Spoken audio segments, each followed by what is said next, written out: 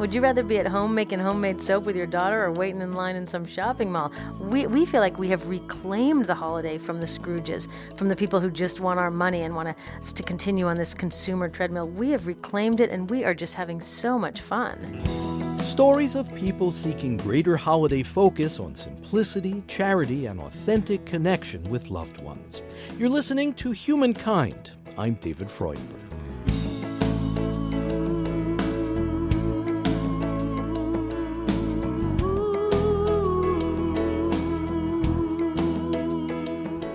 Maybe if you shut off all media and refrain from setting foot in a retail store during the entire month of December, it would be possible to elude the onslaught of annual holiday advertising.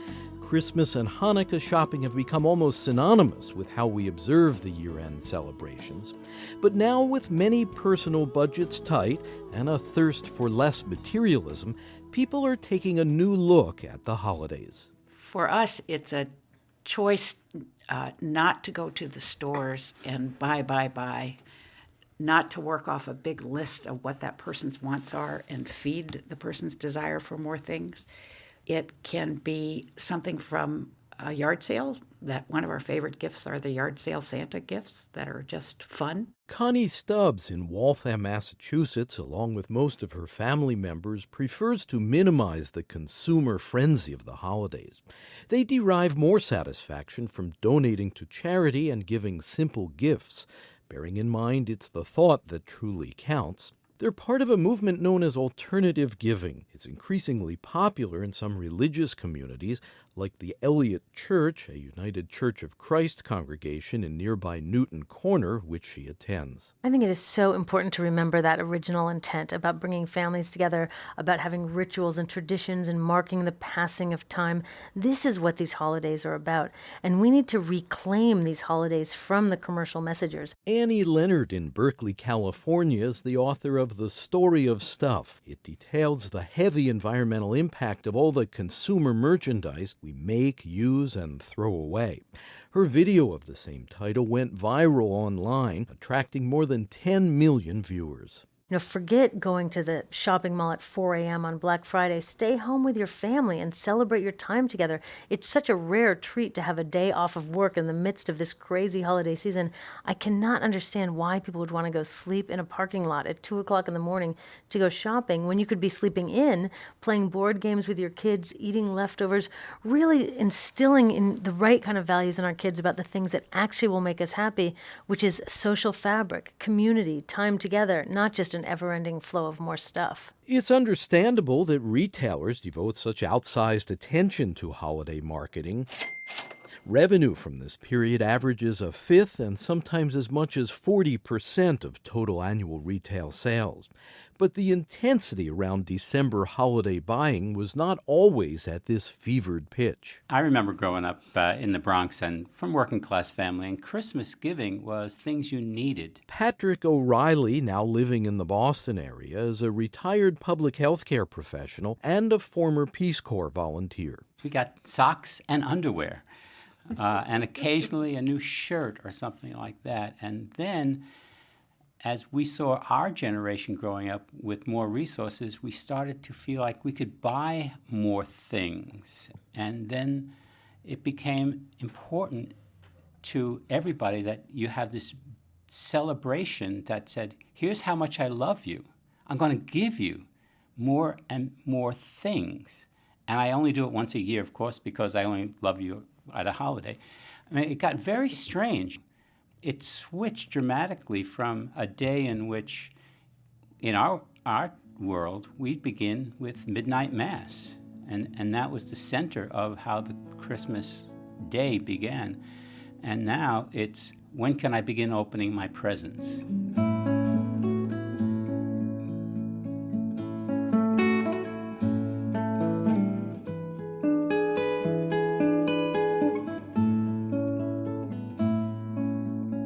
It is striking that almost all spiritual celebrations are an opportunity to honor transcending the material and going to something beyond the material, to something sacred. And that is all but obscured in the consumer approach to the holidays. you have to be more conscious as an individual and as a family as to how do you make this day represent what you want it to, as opposed to what somebody else is telling you it should represent. And then you develop traditions, and the traditions might be, instead of having a big family dinner, we go to a shelter and we serve food that day. There are ways in which we can turn it around. But the social and economic pressure to approach the holidays as a breathless buying spree is enormous. American consumers will go to great lengths to get goods at rock-bottom prices. Some even camped outside this store in Florida before Black Friday just to be first in line. Tito Hernandez was one of them. Definitely worth it. We're saving money, and it's a good time to get together, everybody laughing and having a good time. And after the wait, the rush begins. Black Friday. I remember in anthropology there was something called a potlatch, where there was competitive giving and he who gave the biggest won. So it's easy to get caught in that. Sue Butler, a nurse and psychology researcher at Tufts University, has a long-standing interest in environmental sustainability. A lot of the most meaningful things, I think, are not money-based. Like the ornaments on the tree, I have some from my children, some from my sister, and patients would leave me ornaments on my door. So I've kept those, and they're treasures, and I think I know who left it, so that's been wonderful. Every year I remember those people.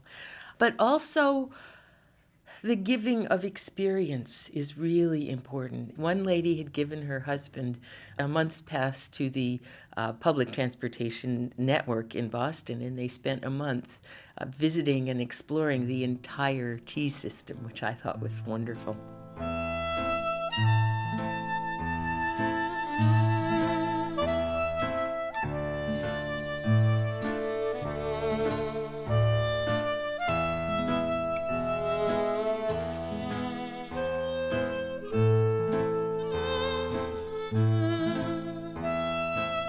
Families who celebrate Hanukkah and Christmas often bestow much of their gift-giving on children.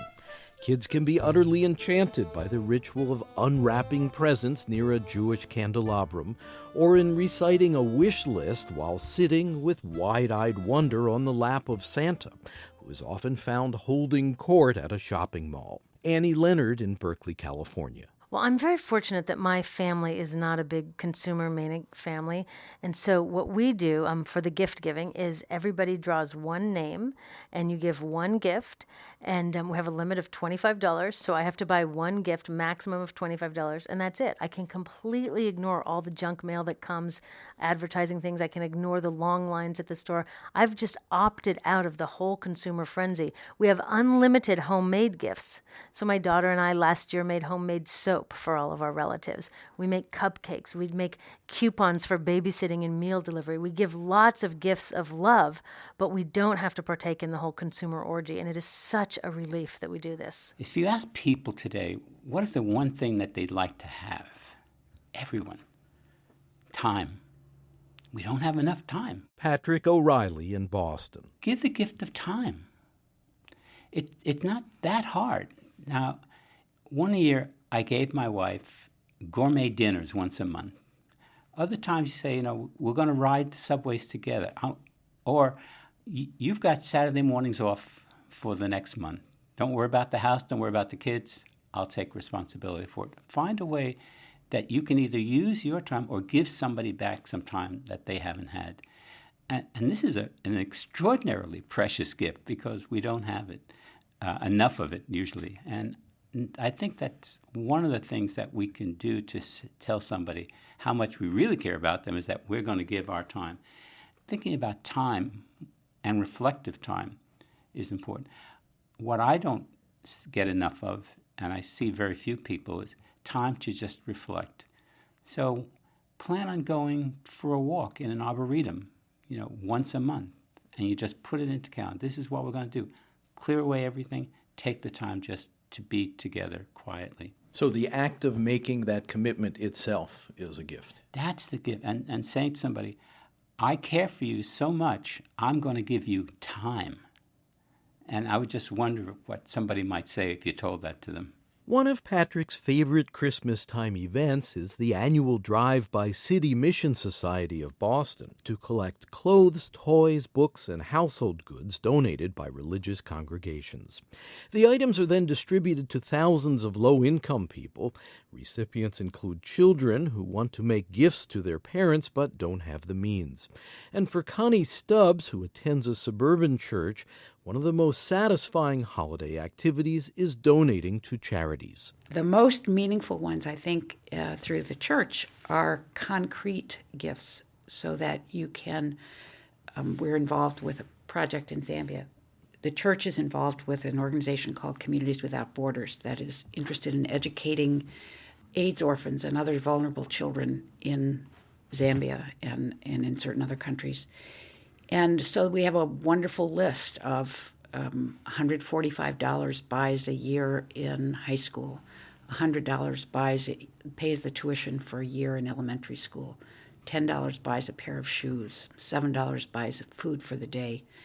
And so people of all means, that's a range from $7 to $300, can participate. And we have a card and then a little slip that says a gift has been given in your honor of a pair of shoes to a child in Zambia. And people love to buy those gifts. Almost everyone who comes up says they have people on their list who don't need anything, but they want to remember.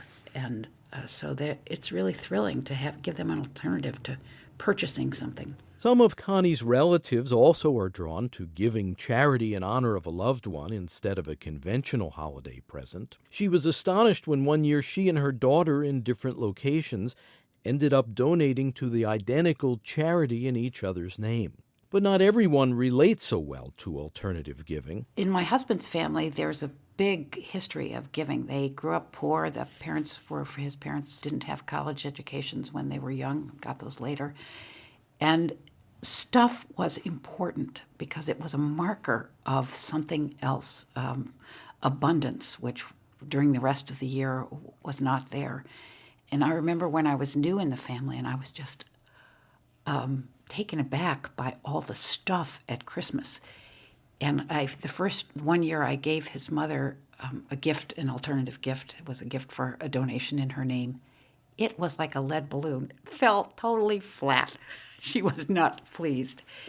And so in his family and then in the family we made together, it has been difficult to turn that tradition around. And that's one of the liberating things about being at this older stage of life, that you get to choose what you do. I don't have to be hostage to anybody's idea about how much I should spend and give. Right, all lit up on Christmas night. No one does Christmas like you do Christmas. You find the perfect joy that fills their heart with joy, the gifts that make their day. Got it all layaway. Traditional gift-giving for Christmas and Hanukkah is a bonanza for broadcasters and other outlets online and in print that sell commercials. Even in an economy hobbled by recession, advertising is projected to expand steadily. December holiday ads are just one face of our pervasive consumer culture. Well, it was a long trajectory starting really right after World War II, where our economy ramped up so much for the war. Annie Leonard in Berkeley, California. And when the war was over, our business and government leaders got together and they said, how could we keep this hyper-consumption rate going? And they settled on promoting a culture of consumerism so that we have begun to define our self-worth by the things that we own, using stuff to express our love and affection and to express traditions and rituals. We've allowed this stuff, consumer items, to take the place of many other things in life. It seems certainly to have accelerated since World War II. Absolutely, especially with the advent of television and mass advertising. Companies now spend billions of dollars a year to convince us not only that we need stuff that we don't actually need, but that we'll be less successful, less loved, less professionally successful if we don't have all this stuff. So there's a multi-billion-dollar advertising industry just convincing us that we need to go out and buy all this stuff. Can you match the price of this TV? Yep. We'll match any store's price, even after you buy it. Nice. Oh, he is gonna love this. Look out, Santa. Well, in the holidays as well, and everything in my life, what I do first is I turn to my community as opposed to the marketplace. So if I need something like a turkey basting pan or a lawnmower or something, I turn first to my community and see, is there somebody that I can borrow it from or lend one to? If we turn to our community and invest our resources there before the marketplace, we end up with less toll on the planet because we're using less stuff. We end up with less toll on our budgets because we're buying less stuff. And one of the great things about sharing stuff is you have to talk to each other. So it really supports and builds that sense of community. Especially if you return the basting pan. Return it in as good or better shape is the core value here.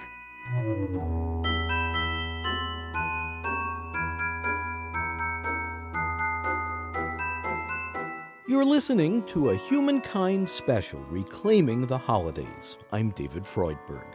For more information on this segment, please visit humanmedia.org.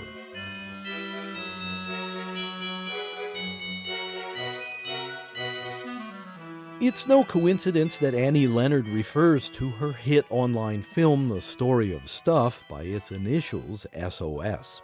She and other environmental advocates view our advertising-driven consumption of natural resources as a real and present danger. In Annie's words, we are cutting, mining, hauling, and trashing the place so fast that we're undermining the planet's very ability for people to live here. So how does she balance those concerns with her role as a mom? Well, I think you can't just spring it on your kid some Christmas morning of, guess what, we're not partaking in this consumer orgy anymore. I think it's sort of a long process of cultivating an awareness. So my daughter, for example, has accompanied me to look at some of the factories where our stuff is made and has looked at some of the dumps where our stuff is dumped. So she's been able to see some of the often hidden impacts of our consumer frenzy. And she still wants a lot of stuff, I'll admit that, but at least it's tempered with an awareness that all this stuff comes with a cost. So she can think about, is it worth it? But again, this is where community comes in. I live in a very tight-knit community in California. We have lots of friends in the neighborhood. And the kids share a lot of toys. And increasingly, both kids and adults are realizing that owning the stuff brings with it a whole level of maintenance and care and clutter that you might not want. You just need access to the stuff. So if you can get friends to share stuff, you have access to a whole bunch of stuff without actually owning it all. Again, better for the planet, better for our budgets, and better for community because you have to talk to each other. So fewer things accessible to more people. Fewer things and more friends. We don't always choose all of the objects that show up in our lives. Even people deliberately trying to declutter, to consume less, and to downsize may receive holiday gifts presented by friends with the best of intentions. Sue Butler in Cambridge. My middle daughter says, "Oh, you can't re-gift." That happens sometimes. Also, I give a lot to Goodwill. I'm a landlady, and I'm horrified by what my tenants throw out. So I'm always fishing it out of the garbage and taking it to Goodwill because it's useful stuff. Why should it sit in a landfill when it can be useful to someone? And when it need not be replaced by something new. Right. I also had one tenant who had a gorgeous, elegant chaise, and everything else in her apartment came from the garbage, and it was magnificent. She had an old, ornate 19th century frame and all sorts of stuff. But when people decide to be resourceful, the things they do and can do with that are really fabulous. Of course, for a lot of people, including the tens of millions who flock to malls each week, shopping is simply fun. They enjoy the retail environment and the opportunity to check out what's new and cool. They like picking and choosing from what's available. And the vast American economy feeds on these buying habits, and in many cases borrowing habits, as they are heavily supported by personal credit card debt. So for people who don't choose to opt out of consumer culture, Annie Leonard has some suggestions. There's a couple of great online databases I really recommend. One is called Skin Deep. If you Google Skin Deep, it will bring you up this cosmetics database that lists tens of thousands of personal care products. You can look at your cologne, your shampoo, your bath salts, your any kind of personal care product and find out which ones have more or less toxic chemicals so you can choose more healthy things. There's another even broader database called the Good Guide. That's Good, Guide. Fabulous database that lists the environmental, health, and social impacts on a huge range of products so that you can make sure that when you are spending your money, you're using that money to build a better future rather than just continuing the sort of toxic-laden, growth-obsessed consumer frenzy that too many of us are on.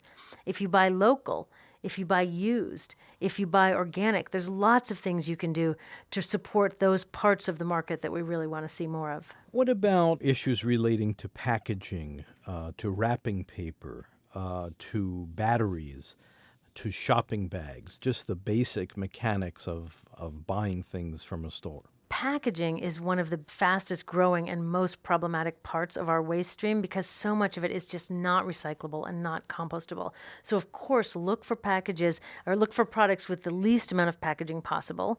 Carry your own bags to the store. Make sure that you do recycle those things which can be recycled. If you live in a community that doesn't have a strong curbside recycling program, get together with some neighbors, write some letters to your government officials and get a curbside recycling program so that we can really recycle and compost as much of this material as possible. So the less packaging from the store, the better. And then for the packaging that you do at home, try making really nice cloth bags that you can reuse over and over, or unpackage stuff carefully so you can reuse the packaging. I know these sound like sort of silly school kid kind of things to do, but they really do add up. And if you don't believe me, walk around the neighborhood on the first garbage collection day after Christmas. I mean, it is loaded with packaging and wrapping paper. I wrap large things in pillowcases, or I use old grocery bags and turn them inside out and then decorate them and wrap them. Anything that reduces the use of new stuff that we're just going to throw away quickly is better.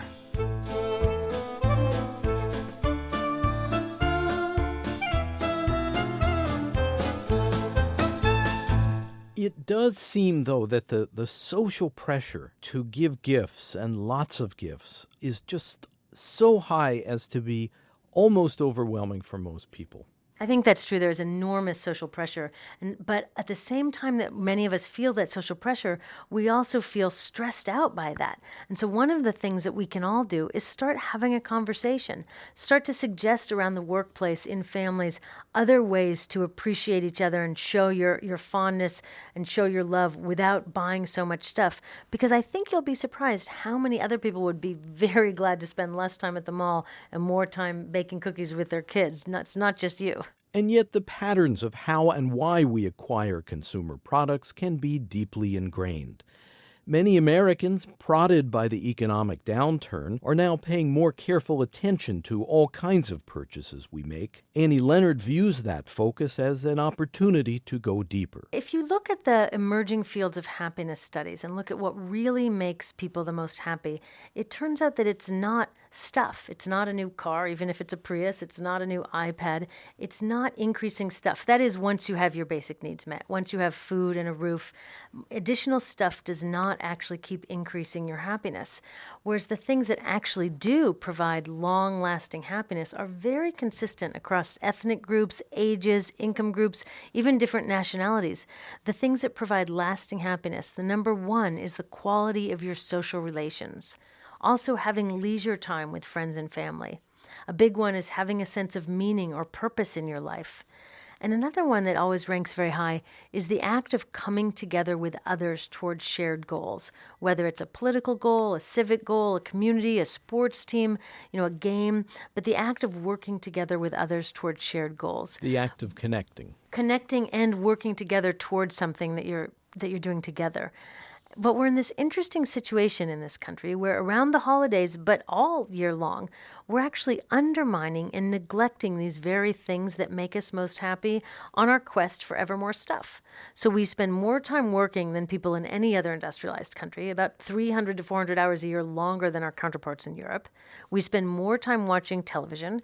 We spend more time shopping on this quest for ever more stuff, when the data really proves that that's not what's actually going to make us happy. Spending time with each other, having a sense of purpose, having good friends and community is what makes us most happy. When I read that data, that really resonated with my own life. I know that having strong friendships with my neighbors on the block, sharing everything from rituals and holidays to childcare and lawnmowers, has really enriched my life so much more than just an endless supply of material stuff. So when I heard that, it made sense to me. And I've been trying to share this message that what we really need is more friends, less stuff. Less stuff and more fun. That's going to provide more lasting happiness for ourselves, as well as allow us to figure out how to live within the actual physical limits of this one planet. And that question looms large at a time of accelerating climate change, because the resources we consume in the form of fuel we use and products we buy leave an enormous environmental footprint. Annie Leonard. So the United States has about 5% of the world's population, but uses about 30% of the world's resources and creates about 30% of the world's waste. It might be hard to understand how that is just being in the United States, but if you go to different countries, you can really see the difference. Our houses are gigantic, which means more materials to make them, more heat to heat them. Our cars are gigantic. Our refrigerators are gigantic. All of my friends from other countries marvel at the size of our refrigerators in this country. Our things are bigger and also shorter lived. They're lower quality, so we often throw them away quickly. So both the volume of stuff and the scale at which we throw it away and replace it is just completely out of whack. And the result is we're using a disproportionate amount of the stuff on the planet that wouldn't be such a problem, except that we're butting up against the planet's limits, and a lot of people don't have enough stuff. So the onus is really on us to figure out how to scale back our resource use, how to live satisfying, thriving, fulfilling lives without using so much stuff, so that everybody on the planet can have as much stuff as they need as well. The real challenge here is to think, how is it we want to live? How do we want to celebrate these occasions? And then to be intentional about it. Whether it's going to a store with something particular in mind or the shape of Christmas Day itself. There is so much power in the media. Get this. This is what it means to be a loving parent. So it requires a lot of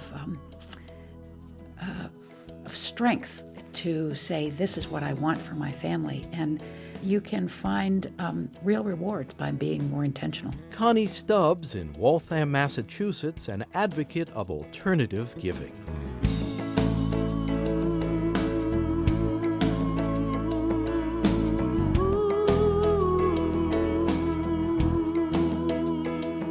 You're listening to Humankind. I'm David Freudberg. Studio recording by Antonio Oliart. Editorial assistance from Thomas Royal and Kathy Graham. Webmaster Brian K. Johnson. Special thanks to Dan Gunning, Vince Maraventano, Max Leahy, and Tony Buck. Our program is produced by Human Media in association with WGBH Boston. Program development provided by Shart Media. To purchase a CD copy of this program, please call 1-800-5-LISTEN. That's 1-800-5-LISTEN. Or visit our website, where you can also obtain an audio download of this and our other programs and can hear selected episodes free. You can access free written materials related to this program as well. Our web address is humanmedia.org. Again, if you'd like to purchase a CD copy of Humankind by phone, please call 1-800-5-LISTEN, and our web address is humanmedia.org. This segment, Reclaiming the Holidays, is Humankind program number 172. The executive producer is David Freudberg. This is Humankind.